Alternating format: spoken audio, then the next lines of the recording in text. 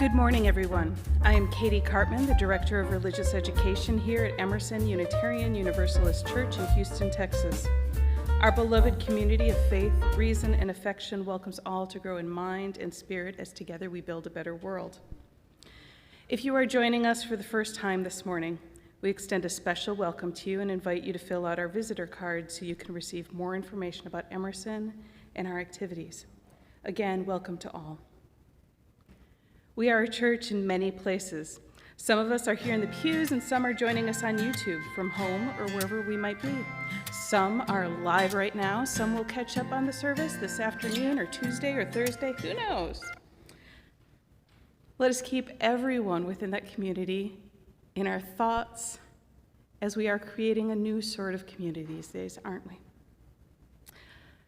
We have some sad news to share today. Beloved Emersonian Judy Taylor died early Friday morning with her family at her side. Our thoughts and prayers are with the family, especially her husband, Kit. Judy filled many roles here at church and was a valued member of our lay pastoral ministry team. Susan, may you light a candle. And now you might notice the chancel looks different today, doesn't it? It's kind of missing something. We were excited to have our own Mary Cochran leading worship today and providing music with her woodwinds group. Unfortunately, Mary caught the COVID. She's recovering at home. So we are pivoting, which has become kind of the soundtrack of this weird new world we live in. We're very grateful to the UUA for having a ready-to-go worship service we could share with you this morning. To those of you who are concerned about how long this one is going to run, I assure you it's right at an hour. But a few announcements first. First of all, remember to silence your cell phones so we don't need to know what your ringtone is. Children and youth, today we'll be exploring our monthly theme of courage and making badges of everyday bravery. I'll stand up in the front row when it's time for us to head down the aisle. And families, you can come by room 108 after the service unless, hint, hint, we join you for a little dance party later on. Following the worship service, folks in the pews may head out to the courtyard or the playground or the gathering place to chat. We'll also have social time on Zoom hosted by board trustee Marilyn Rambo, a chance for you to gather in smaller groups to discuss the service and what's going on in your lives. Rather than heading to an area restaurant today, the lunch bunch will be in Westwood Hall, writing postcards for UU the Vote. And yes, there is such a thing as a free lunch. Save the date for our Beyond Categorical Thinking workshop on Saturday, October 22nd, 9 a.m. to 12:30. This is part of the toolbox in our search for our next minister. And since I know some of you are missing live music this morning, our fabulous pianist Sean is hosting a trio concert in this space at 4 p.m. today. And now we've got a testimonial from Marcy Collier.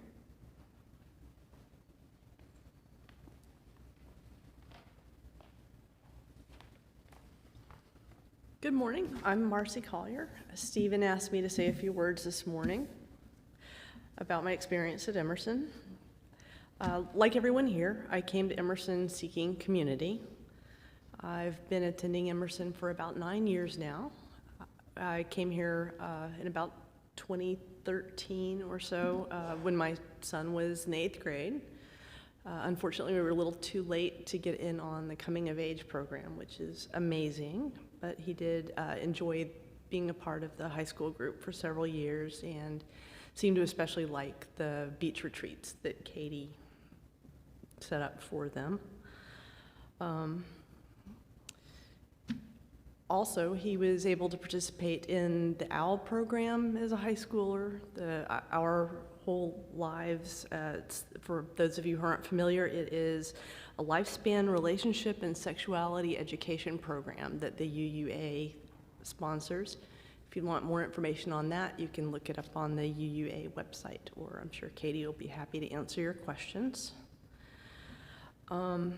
I've been on various committees and involved in various projects around here over my time here, but the Emerson activity that has been constant in my life for about the last 4 years has been the meditation group that Ann May started about 5 years ago. We've met regularly on Monday nights at 7 upstairs in the high school room. It's a very casual gathering, a really nice community. It's wonderful to sit with friends in silence and just to have that touchstone here at Emerson. We also get together for a social time on the third Friday of the month. So if you want any more information about that, feel free to talk to me after the service or with Ann or Suzanne. Anyway, I found a really nice quote that I wanted to close with. It's from Cicero. So the idea of community has been around and important in human lives for forever. We were born to unite with our fellow men and to join in community with the human race. And I can think of no better place to do that than at Emerson. Thanks.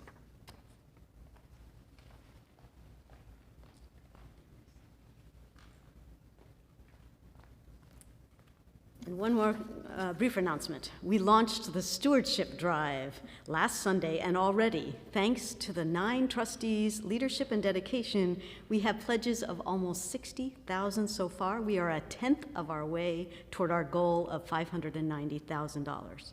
We are a self-funded congregation. 100% of what we need to operate this church and hold Sunday services every Sunday comes from you, our members and friends. We are encouraging all to consider increasing your pledge. I know this is a tough time in general, but if you are able, if some can increase 30%, some can increase 10%, we should, on average, be able to meet our goal.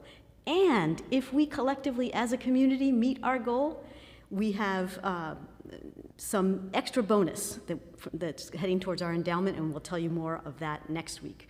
So thank you for all your time, talent, and treasures that you dedicate to this, our beloved church. Let's do this for our future. Thank you.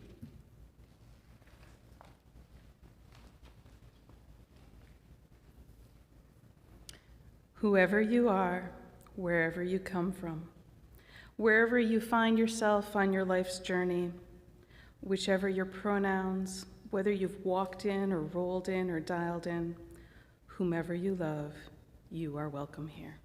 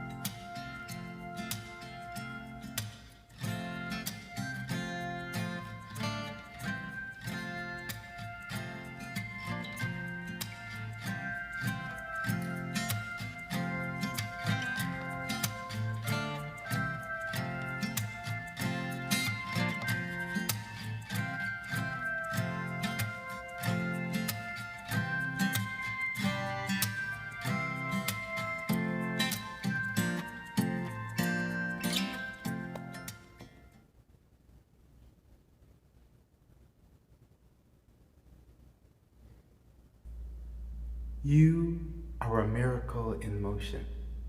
I greet you with wonder. In a world which seeks to own your joy and your imagination, you have chosen to be free every day as a practice. I can never know the struggles you went through to get here, but I know you have swum upstream, and at times it has been lonely. I want you to know I honor the choices you made in solitude, and I honor the work you have done to belong. I honor your commitment to that which is larger than yourself, and your journey to love the particular container of life that is you. You are enough. Your work is enough. You are needed. Your work is sacred. You are here, and I am grateful.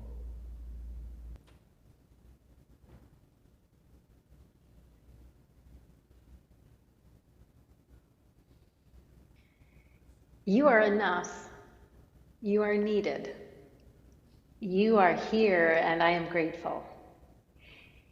If you are experiencing this worship service in community, I invite you to greet one another using one of those phrases or a similar phrase. You might be opening up the chat and chatting it to the whole group or to someone you know. You might be leaving it in the comments. If you are sitting on your couch with someone, you might turn and say this to them. You are enough. You are needed. You are here, and I am grateful. Now, if you're not experiencing this worship service in real time in community, you still have a community. So feel free to pick up your phone and text someone these words or DM someone these words. Pick anyone who you want to say these words to. You are enough, or you are needed, or you are here and I am grateful. And if it's you who needs most to receive these words, say them silently to yourself, or imagine all of us saying them to you. You are enough. You are needed. You are here, and we are grateful. Please greet one another.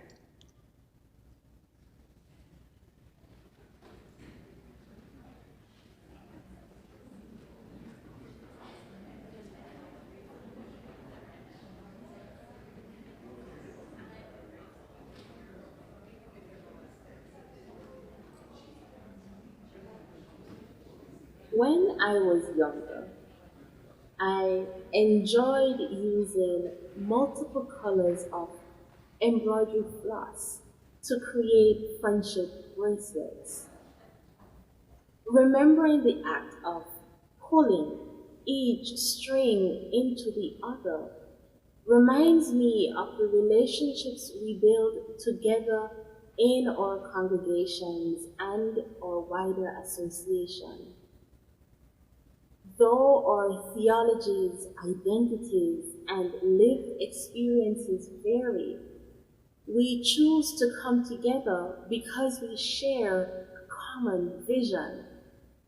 And just as when one of the threads fray a little and I gently pull it back into the pattern, so too do we call each other back into relationship when we inevitably fail to live up to our principles, values, and covenants. Friends, beloveds, may the light of our chalice illuminate the paths we're on and remind us that though our paths are many, we travel side by side, for our dreams and goals are woven together.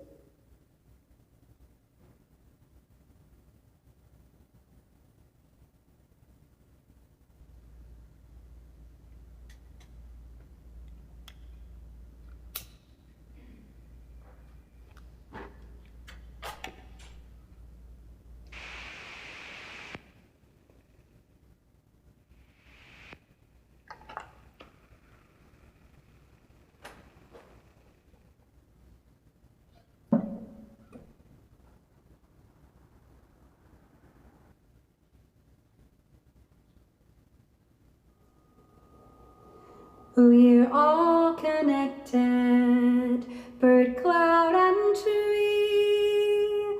We're all connected, earth, wind, and sea.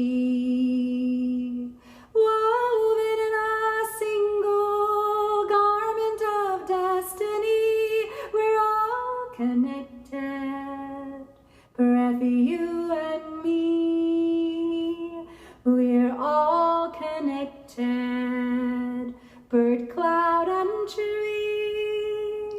We're all connected, bird, cloud, and tree.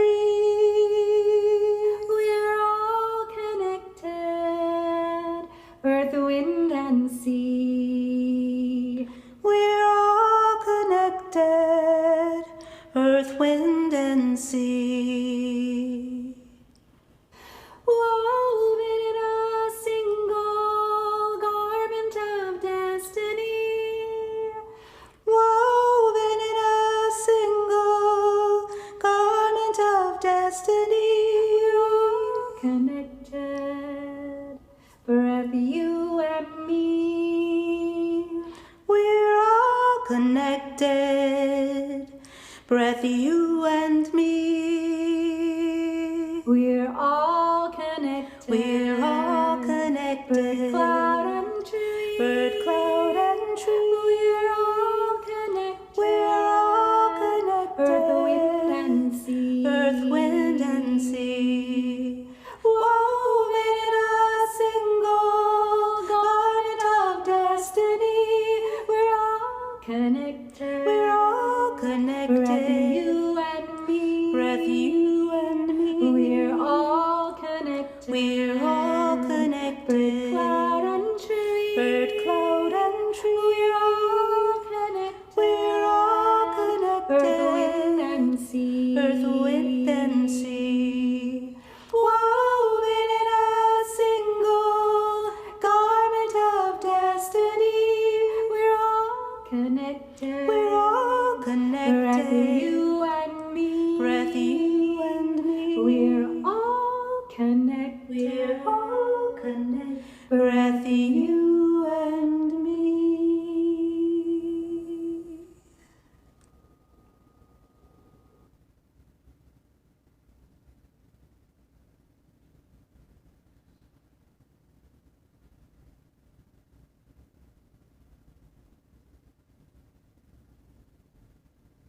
Hi. So Sage. In Unitarian Universalism, we talk about how we are all connected. And when I say that all people in the world are connected, what do you think about that, or what does it bring up for you? I think it brings up, like, if everyone's connected, like, on the ground, like, how trees are touching, like, if one tree's here and one tree's there. Right, so even though we can't tell that the roots of trees are touching, they're still touching, and they're still connected. And so that reminds you of how people are all connected? Yeah. And then what are some ways in which we are all connected? Can you give me like an example? Like, if we're best friends or family. So best friends and families can be connected. Yeah, what about what I do can impact other people, right? So if I'm in a classroom and I sneeze, achoo, but I don't cover my nose or my mouth with my elbow, what can happen to my friends in the classroom? They can get germs. Yeah, they can get my germs. So even though I say, no, I'm okay, I don't need a tissue, I don't need to cover my mouth, what should I do? You should cover your mouth even though you don't want to. Right, because what I do can impact other people because we are all connected. Awesome, thank you. Bye. So Bradshaw, in Unitarian Universalism, we often talk about this interconnected web in which we are all a part of. Can you kind of share with me your thoughts on the interconnectedness of all of us during this time in history? Not only do I think that humanity is a thing that connects us together, I also think it's experiences and what we've been through. So I always thought growing up that we were all connected, but I really felt like there was no way to share that or prove that. Like I felt like what I did impacted other people. And there were always those people who were like, the only thing that matters is what I do because I am the only person that it bothers. But then when we had COVID, that was a clear example that we are all connected because what I do impacts everyone else. So COVID started with one person, and now we saw this worldwide pandemic because people weren't washing their hands or wearing masks or social distancing or whatever you want to say they were or were not doing. But it clearly showed that we are connected, and what one of us does clearly impacts everyone else. So if I tear down a rainforest in some tropical location, it will impact people on the other side of the world. So what we do does matter, like not just for us, but for those outside of our sphere. So Bradshaw, what are your thoughts on that? I think that's true, but in the instance that you brought up with the trees being cut down, I think not only that connects us humans, but also us creatures of Earth, as that will affect the animals in the ecosystem. Oh, that's really good. I was only thinking of it as in terms of mankind, but I guess the interconnected web in which we are all a part also applies to animals and trees and whatnot. I really like that.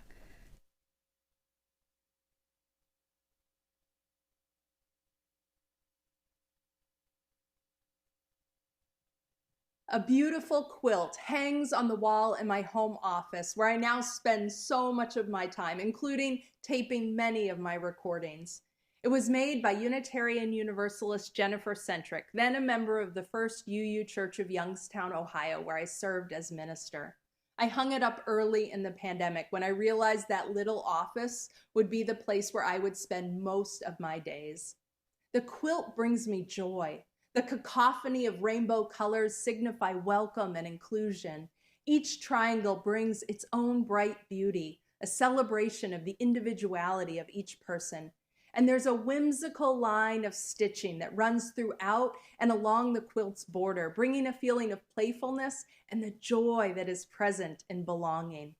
As a whole, the quilt reminds me of how we are all stitched together, an expression of our fundamental interdependence. If there's one thing the last 2 years of pandemic have taught us, it's the reality of our inescapable interconnectedness. Experiencing wave after wave of COVID-19 spreading quickly across the globe reminds us that our lives are inextricably woven together.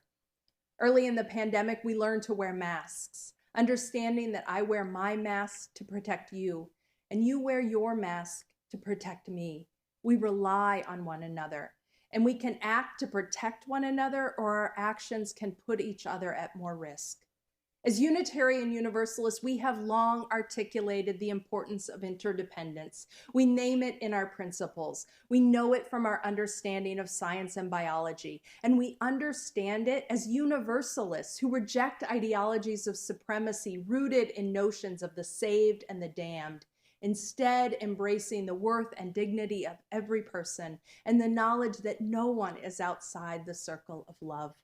We know we belong to each other, and we belong to the earth and the web of creation itself. So what does this reality of our interdependence mean for our theology? Well, it's reflected in one of the ways we describe Unitarian Universalism. We say we are not a creedal tradition, but a covenantal one. We don't have a creed which all must profess. We don't all believe the same things about the nature of God or gods, or even share the same religious background. But what does bind us? The promises we make to one another about how we will live together in community and how we will live together in our larger world.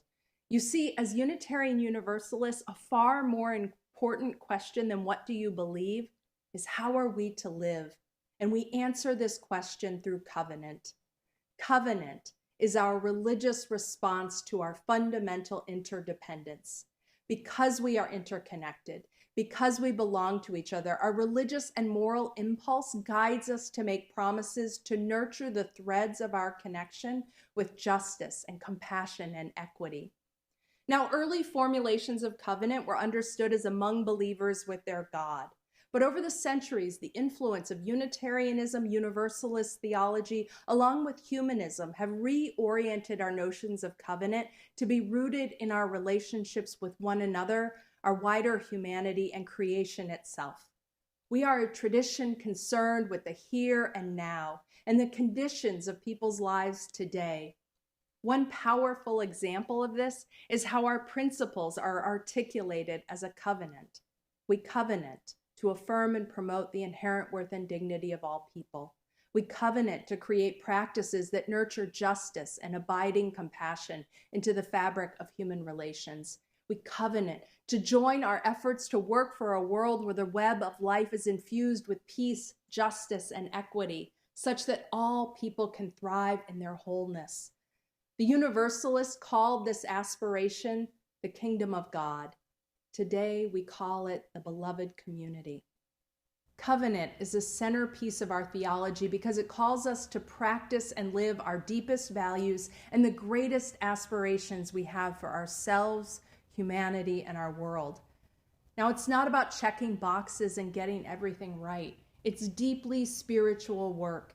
It requires humility, listening, forgiveness, and open-heartedness. Because we are human, we don't live our promises perfectly.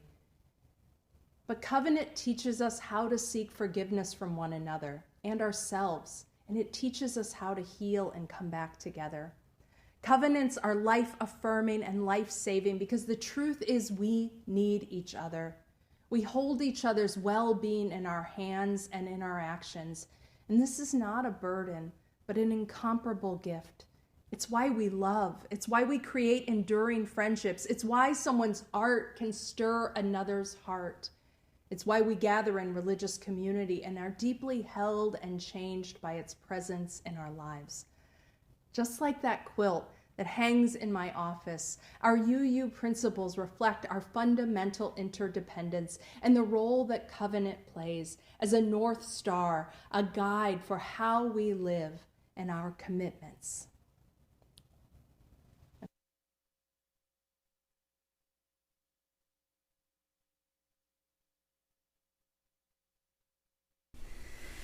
So, Sage, you asked earlier what it meant to be in covenant with someone.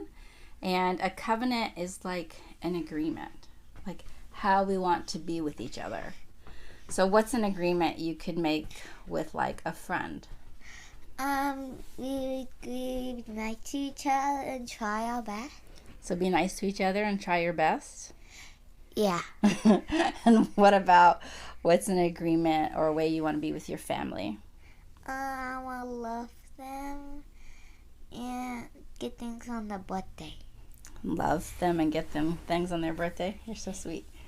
So what happens if someone like breaks the covenant? What happens if you and your friends agree that you're going to be nice to each other and you're going to have nice words with each other, and then one of you doesn't have nice words with each other? Then what happens? How do we come back into covenant or come back into agreement? You can say I didn't like it. That can you please take it back? Okay, so you can ask them to take their words back. Okay. Or we can also ask them, hey, what you said hurt me. Can you be more mindful next time about the words that you use? Huh? Okay. So it's not always easy, right? When we make an agreement with someone to keep it. Do you agree with that, or do you think it's always easy? Sometimes. Yeah, sometimes. Yeah, so when you were younger, one of the things I said to you is that I would agree and covenant with you to use a nice voice, right? And not yell when I'm upset. But the other day, I was really upset because I was having a hard day. And I went to say something to your brother and sister. And instead of just saying it, Mommy yelled. Was that nice of me? No. No, right? Because I had agreed, right, to use a nice voice. And I yelled. But after I sat and I thought about it, I came back to them and I said, you know what? I'm sorry. Mommy agreed to use a nice voice with you, and I didn't do that. So I broke my covenant with them, right? Yeah. So I apologized and explained that I was having a rough day, but that was not a good reason for me to break covenant with them. And we talked about it, and I apologized, and I said I'm going to try moving forward to use my nicer voice, right? Yeah. Do you think that was good? Uh-huh. And how do you think they felt? I think they felt proud of the mommy. They were proud of their mommy? Yeah. Yeah.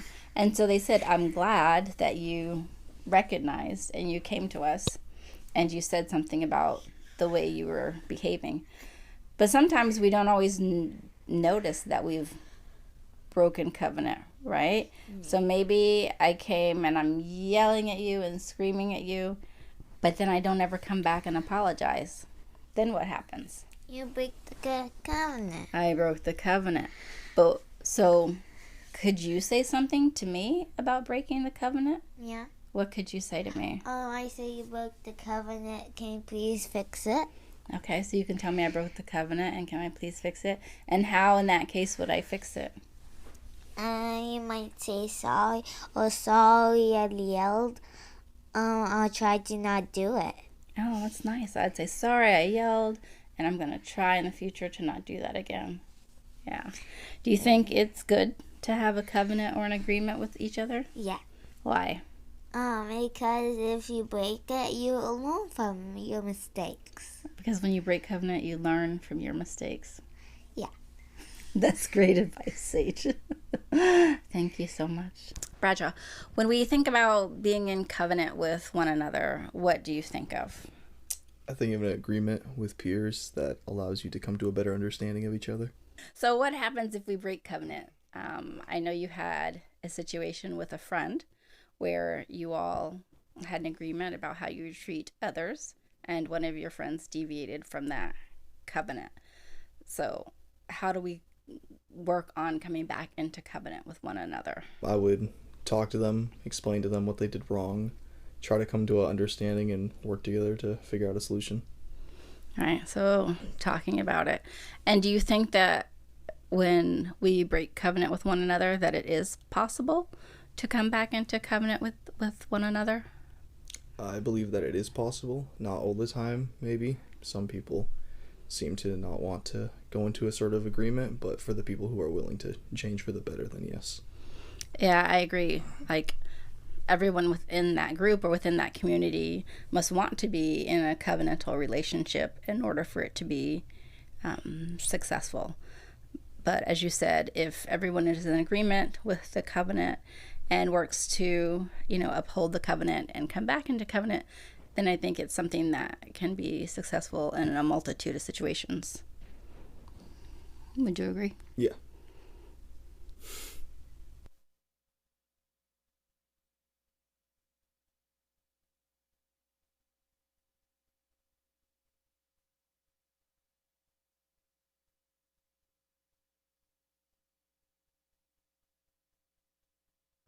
This we know. We belong to each other. In 1963, the Reverend Dr. Martin Luther King Jr. articulated this truth from a narrow cell in Birmingham, Alabama. In his now famous Letter from a Birmingham Jail, King shared his sense of disappointment with white, moderate clergy who condemned the tactics of nonviolent direct action to confront the racist police violence, segregation, and Jim Crow laws of Birmingham. In that letter, King called us all to a deeper knowing of our interdependence, writing, "We are caught in an inescapable network of mutuality, tied in a single garment of destiny. Whatever affects one directly affects all indirectly." King offered this soaring image along the backdrop of lament, frustration, and disappointment at the clergy who preach the values of equality, but in the moment of need and opportunity for real and material change in the lives of Black Americans, condemned King. I imagine on a personal level that all of us know this feeling of disappointment and anger at being let down by those who you thought were with you and would show up alongside you in your moment of need. It's painful. And right now, we are all experiencing layers of this deep personal, social, and collective lament. As a religious community, we know these things to be true, that no one is outside the circle of love, that every person has worth and dignity, that love and compassion are the foundation for the world we need. We know this, and yet everywhere we see these values forsaken. For decades, we have witnessed the erosion of bonds of care, compassion, and shared investment in community. In just the 46 years of my lifetime, we've witnessed devastating rise of inequality, poverty, and indebtedness in the U.S. Alongside this has been the escalation of policing and mass incarceration and the criminalization of poverty. For more than a decade, we've witnessed the explicit political embrace on the right of dehumanizing and divisive rhetoric and policy rooted in racism, xenophobia, patriarchy, homophobia, transphobia, ableism, anti-Semitism, and Islamophobia. For years, we've experienced the growth of propaganda and disinformation. And now we are living with the direct impacts of this rhetorical and policy violence in the banning of books and the silencing of history, in the suppression of voting rights, in the caging of children, and in the vigilante violence and growing support of an authoritarian, anti-democratic white supremacist movement in the United States. And it is against this backdrop in the US that the COVID-19 pandemic began. And repeatedly, we have lost ground as we've responded to this virus through individualism, capitalism, and nationalism. Whether it is the refusal to wear masks out of some distorted notion of individual freedom, or locking down borders in ways that betray racist assumptions, to treating essential workers as expendable, to failing repeatedly to put global vaccination ahead of profits, we continue to fail in our responsibilities to each other. We live in a web of interdependence, whether or not we wish it so. And suffering thrives where the bonds of our relationships are defined by exploitation and domination. In the US, the coronavirus has thrived along historic and systemic fissures of disparity and racism and poverty. Fissures that have long defiled our social bonds. The impacts of these choices is that this virus has taken nearly 1 million lives in the US and caused so much isolation, despair, and trauma for all of us, but especially for those who are already impacted by systemic inequity and oppression. The layers of trauma, the layers of lament are deep. And in our own UU community, we've seen this disparity. We have lost so many young Black leaders, not just to the pandemic, but to the stress of these times. The deep lament is because the crisis of this pandemic, alongside the crisis of global climate change, of which the two are not unrelated, actually creates the necessity and the opportunity to draw humanity together for collective action to save lives and protect the future of our species. But again and again, we've chosen to double down on division, nationalism, profits, and a deadly status quo. Now, to be clear, I'm not pointing back to some golden day that never was.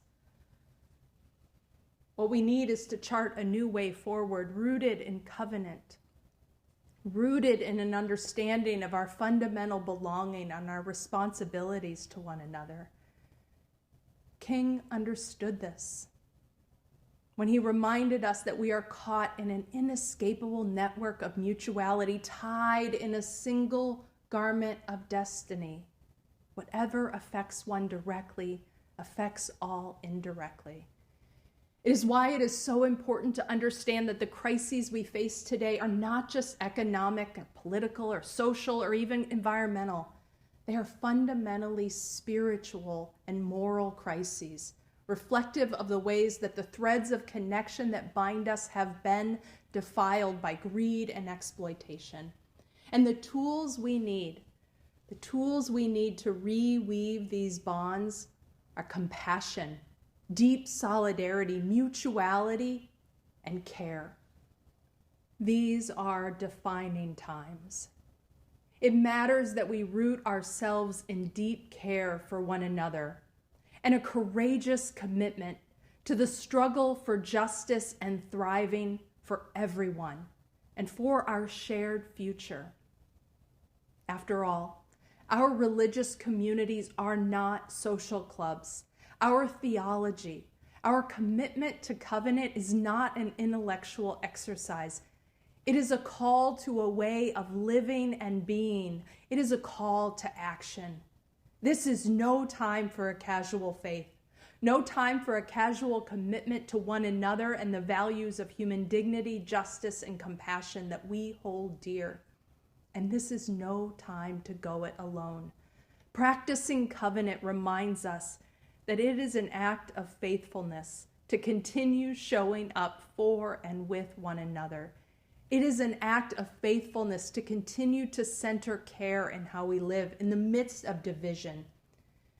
This is a time where we need greater courage and greater solidarity and a deeper commitment to the well-being of all people and all communities. We need investments that address poverty, climate change, and that invest in democracy and in human flourishing. Whenever I hear King's words, that we are tied in a single garment of destiny, I imagine humanity as a collection of brilliant stars held together across the fabric of the expansive night sky, holding promise for what can be when we understand that we belong to each other and that we share responsibility for one another. I also remember our own Universalist forebears who believed in universal salvation, but also knew that hell was something that existed here in this life, fostered by systemic injustice.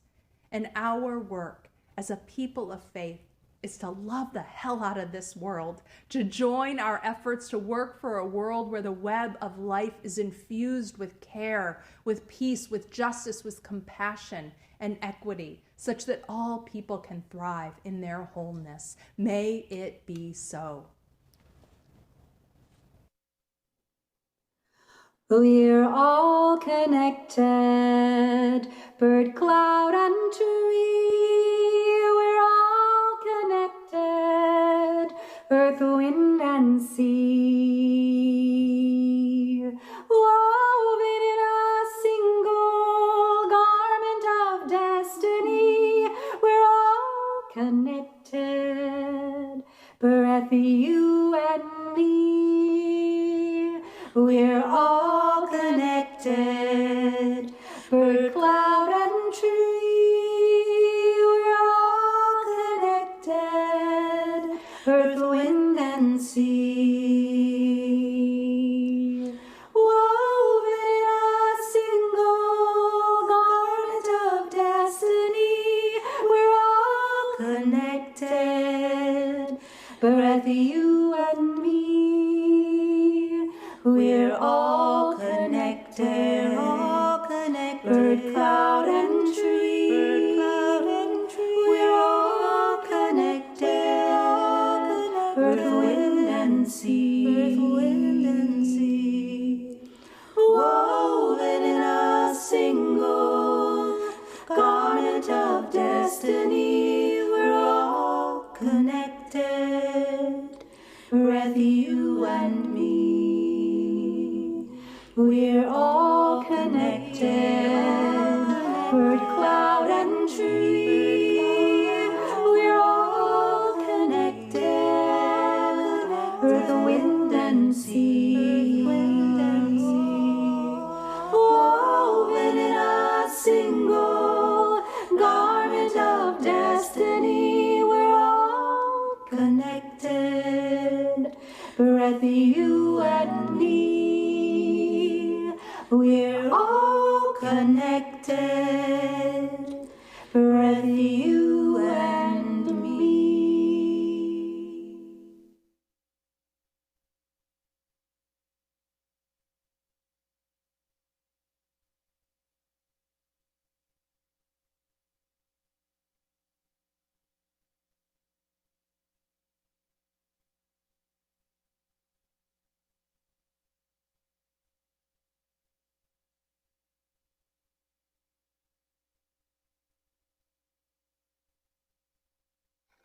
When covenant breaks. When covenant breaks, hope flickers, and doubt seeps in like floodwaters through the cracks in the basement. While the many return to the comforts of their congregation, we are left staring at the door that was slammed in our faces, wondering if we should walk back in and why. Our faith demands growth, demands inclusion of those who were never like us, whatever side of that us you fall on. But words can so easily be cast aside in the moment when they matter. Covenant is a promise that we will work together on a team we didn't choose, doing group work we like the idea of far more than the thing itself. It is the radical answer to a radical goal, at least on paper. For our faith does not give us answers for what to do when covenant breaks. When we see that some would rather cling to their patriarchy and their white supremacy, would make problem people of the whistleblowers and hateful radicals of those just asking for rights. Would pretend that the promises of covenant mean nothing unless the person is just like you. But then, standing in that cold with that door slammed in front of you, something shifts. Covenant is a promise between the people of this faith. But it is also a promise between ourself and our faith. And sometimes nothing takes more faith than staying. Choosing to speak of your broken heart to those who are brave enough to face change. To stay in dialogue and have those hard conversations you never wanted to have. And choosing to be angry rather than walk away. All of these are holding true to your promises. When covenant breaks, we are sent back to the beginning again, like a toddler on their time out to think about what just happened, or a minister on their sabbatical called to remember what we fell in love with in the first place. This ship is not sinking. It is only rocked by the violent waves of oppression, and everyone has contributed to the oppression of someone, if not everyone. May that humility keep us listening even when our own pain hasn't been heard yet. Even when our relationships are shattering like crystals falling to cold stone, even when all you need is a hug and your community won't open its arms yet.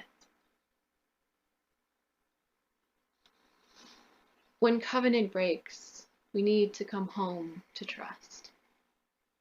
To trust that there are others out there who would have supported you if they were only there. And to trust that our faith will always be here tomorrow, bound by nothing more or less than the promises made by people willing to fight. Like a golden web glimmering with dew in the first light of morning, because when covenant breaks, it is a tear merely, in a web still holding strong. And as long as we believe in ourselves and in the greatness that we could become together, then we can always come back tomorrow, roll up our sleeves, and start weaving again.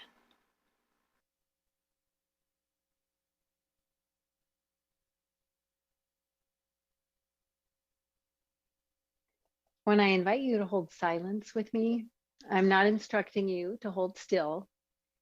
In fact, you might rise in body or in spirit, or you might shift your position, whatever helps you turn your body and your heart into the most receptive vessels possible. It might even help if you want to hold something like a chalice, so that its weight reminds us that even silence can be sacred. So if you find that your mind gets very, very restless, you might remember that one purpose of silence is to notice and observe. Another purpose could be to prepare ourselves for the singing and the prayer and the work ahead, to till that receptive ground. Another purpose might be just to take in everything that's been offered so far. And it might be easier knowing that we're doing it together.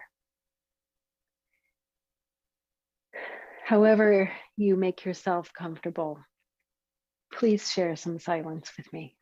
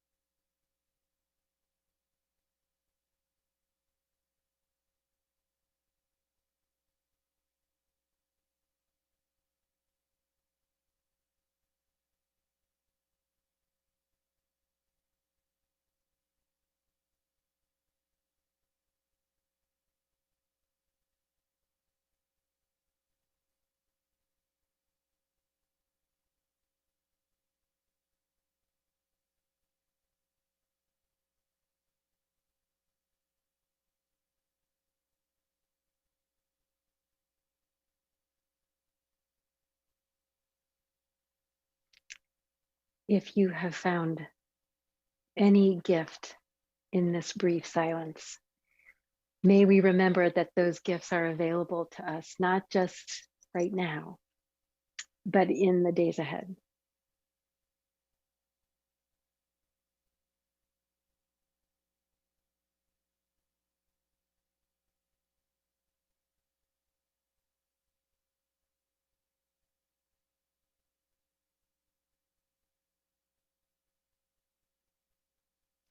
All of us have hearts full of holes where arrows have landed. And all of us at some time or another have been the person who inflicted that hurt on someone else. How many times and in how many ways can you think of the times that you have felt stung, that you felt a relationship been torn asunder? And how hard is it to take the armor off and to do that vulnerable work of seeking repair, of asking forgiveness, of extending trust once again, or of naming the things that we need from each other in order to begin that work of returning and returning and returning. Whatever the word prayer means to you, however you understand it, I invite you to pray with me.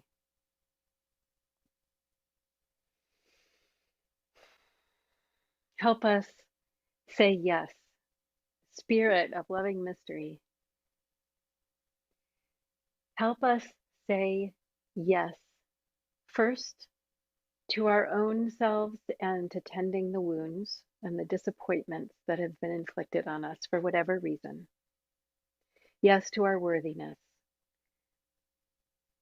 Yes to our hope in human relationship and returning to one another instead of turning away. For those of us who know that we have caused hurt,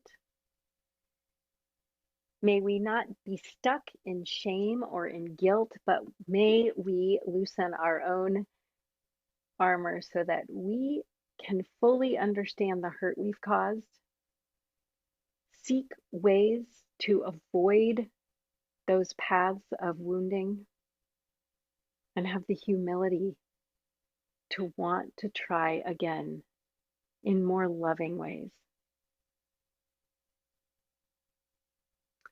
Mysterious love, often we are bystanders. Often we witness pain being tossed between two people or more. May we be willing to be custodians and guardians of love. May we interrupt when interruption is called for. May we call people to their fullest selves. May we name oppression when we witness it. But may we each be a member of community and of cohesion and of connection that calls people to accountability, but also to love, where we say yes to one another, where we say yes to that which is life-giving, yes to repair, yes to love in action that looks like the earning of trust and the guarding of trust. May we remember that our communities are woven through our speech and our actions and our trust and our teamwork. And may we keep showing up to do that sacred, holy work so that we can say yes to one another, to carry one another forward.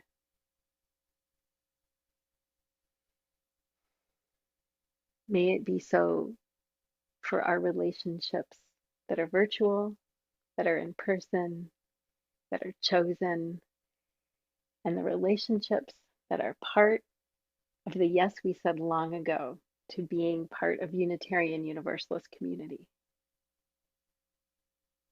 You say yes to us, love and life, and may we keep saying yes to one another as a means of saying yes back to you. May it be so.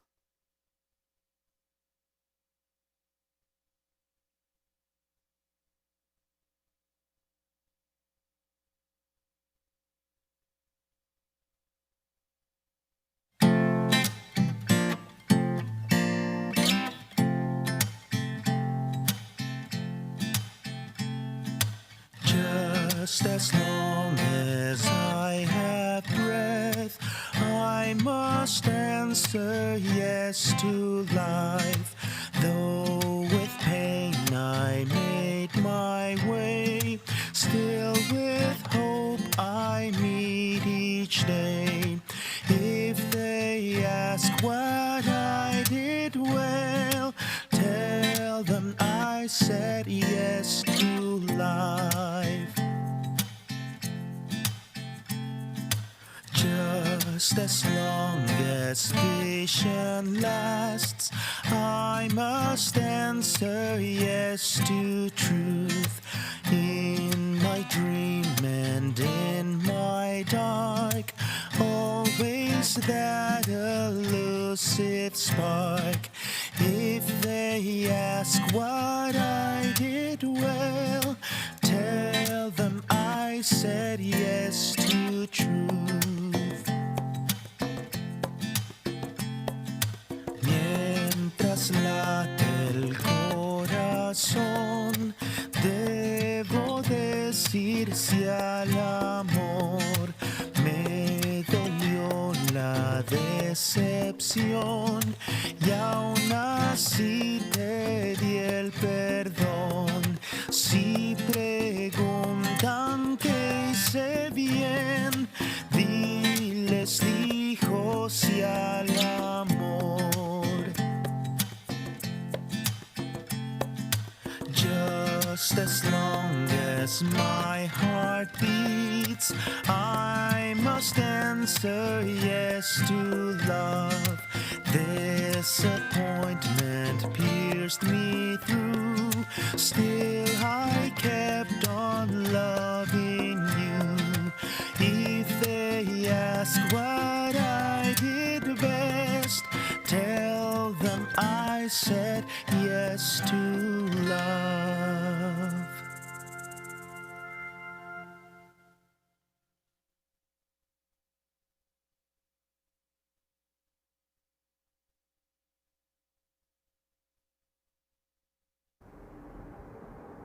A spark of the holy can never be extinguished.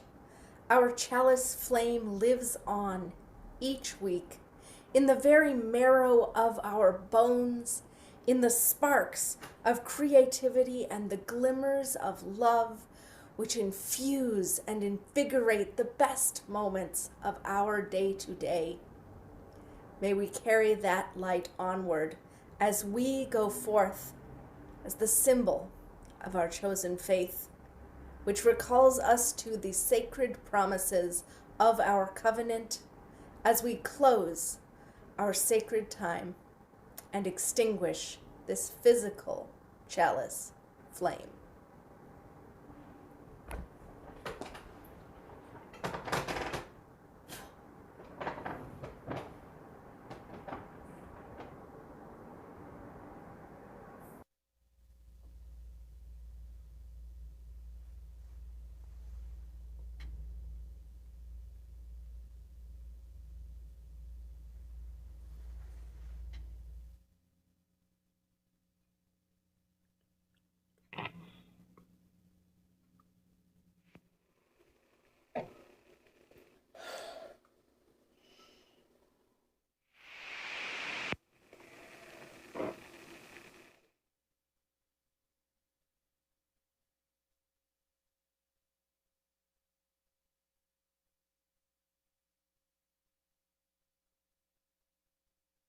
We are not alone, though sometimes we forget that truth.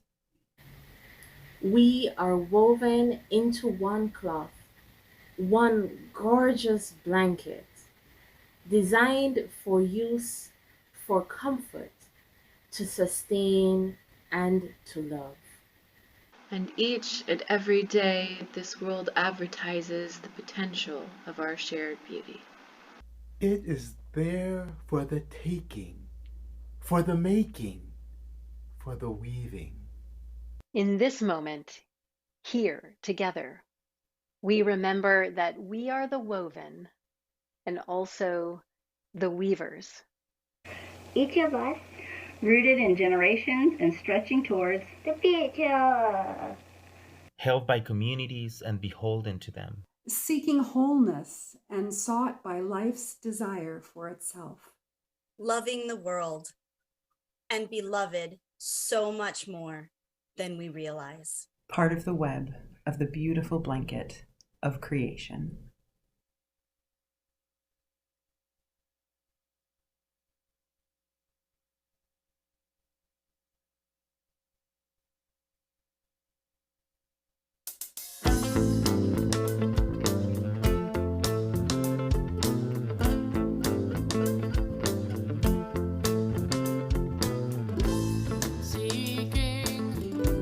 Searching, wanting to belong.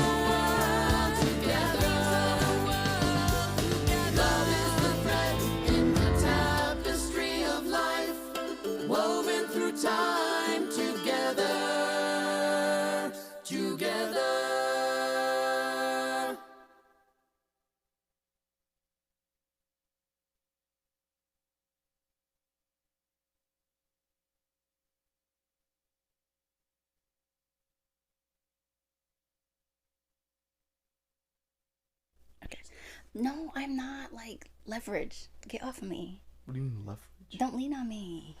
Lean on Unless you're me. not strong. Okay, come on, let's do this stuff.